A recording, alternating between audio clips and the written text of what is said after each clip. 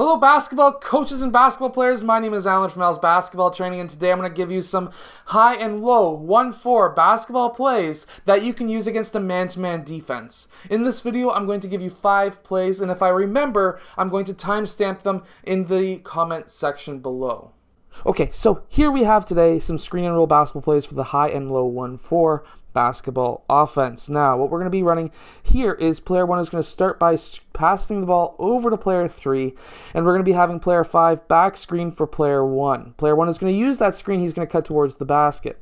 Now, he may be open for the layup. That's what we're really hoping for. That is our number 1 option.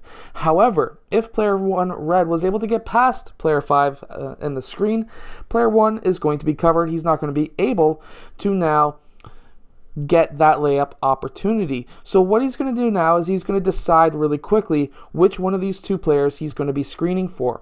He's going to go up, he's going to go and screen for one of those players, and player 4 in this case would be cutting towards the rim. What we're hoping for now is for him to be open for that layup, and if he's not, he's going to continue out towards that side.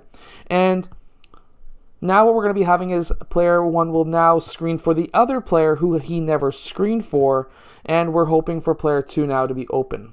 If none of these players are open, you can now move into some kind of a motion offense. Personally, I would be running here a 5-out motion offense. I would have player 2 curl back out, player 1 curl out, and we'd be running a 5-out motion offense. Now, if you're new to this channel, I personally love running motion offenses after a set play because you may only have 5 or 10 seconds left on a shot clock if your league has a shot clock.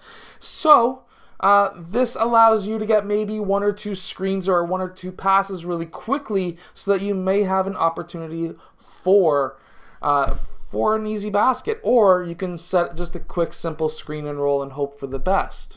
Okay, so now in this next basketball play, we're going to have player 5 starting in the low post.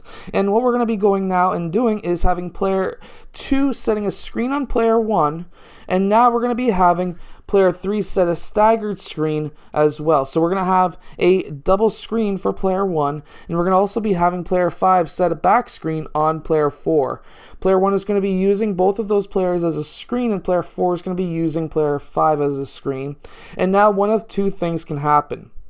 We can now have player 1 taking that shot, or we can have player 1 passing the ball to player 4 for a layup. This is a nice quick hitter that you can run and will and should get you a ton of points. Now in this third basketball play, we're going to have player 2 set a screen away for player 3. Player 3 is going to receive that ball. He could take that shot. That is an option. However, what we're going to be having now is, whether it be a switch or not, it doesn't matter. Player 2 is going to go and set a screen for player 5, and we're going to be having player 1 set a screen for player 4. Now, player 4 is going to use that screen, player 5 is going to use that screen, so now player 3 has an option. He can either hit up player 5 in the low post or mid-range, or he could hit up player 4 for a nice 3-point or mid-range shot. It is totally up to you. Now in this fourth basketball play, what we're going to be having is player 5 setting a screen up for player 2, and meanwhile player 4 is going to be setting a screen for player 1. Player 1 is going to be using that screen, and player 2 is going to be using that screen, and player 2 may be open for a layup. If player 2 is not open and player 2 red is covering him, what's going to happen now is player 2 will continue out towards the 3-point line, and we're going to be having player 5 and player 4 set what I call a sandwich screen on player 3. Basically, it's a screen where player 3 has the option to cut towards the rim or get open for a 3-point shot. Depending on what's happening in the game, how many points you're down or how many points you're up, or how good of a 3-point shooter player 3 really is, he can decide if he wants to take the 3-point shot or if he can drive towards the rim. Now in our fifth basketball play, there's many different options. So I'm going to show you the first option first with all the different options, and then I'm going to show you the second option with all the different options. Let me explain. So we're going to have player 2 and player 4 setting a sandwich screen on player 1. Now this is our first option. This is our major option. Which side is player 1 going to go to? If player 4 sets that screen solid and player 1 uses that screen, what we're going to have now is a screen and roll with player 4. 4 is going to roll towards the basket, and we're going to have player 5 clearing out. What we're hoping for here is a nice, easy layup from player 4.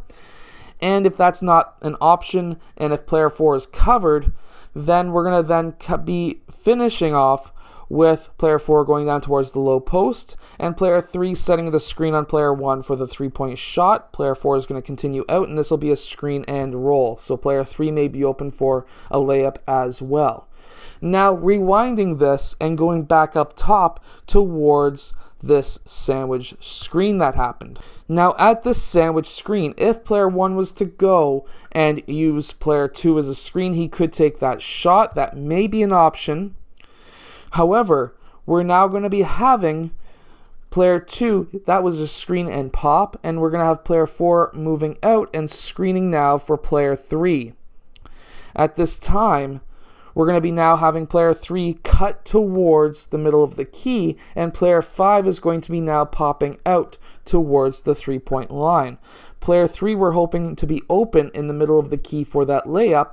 If he's not and he's still covered, we're going to have player 4 clear out, and we're going to have now player 3 continue out instead of back screen on player 5. Player 5 is not going to cut baseline. What he's going to do is cut in front of player 3, in front of player 5, so that now we're hoping for him to be open for the layup. I hope that these plays help you win more games. If they do, let us know in the comment section below, and I'll see you guys again later on today for our second video of the day.